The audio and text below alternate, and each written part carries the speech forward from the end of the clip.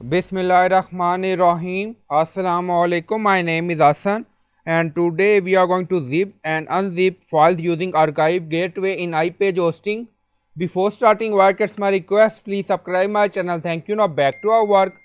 So we are in iPage and then you see hosting. So click on it. Now we are in hosting summary and scroll down. Now you see hosting tool and then you see archive gateway and then you see launch, so click on it. Now we are in archive gateway and then you see uncompress, unarchive a file, scroll down. Now you see archive a directory or compress a file. You see both options.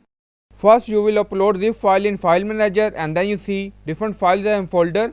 Now open path. Now you see zip file. Now select and then you see output directory.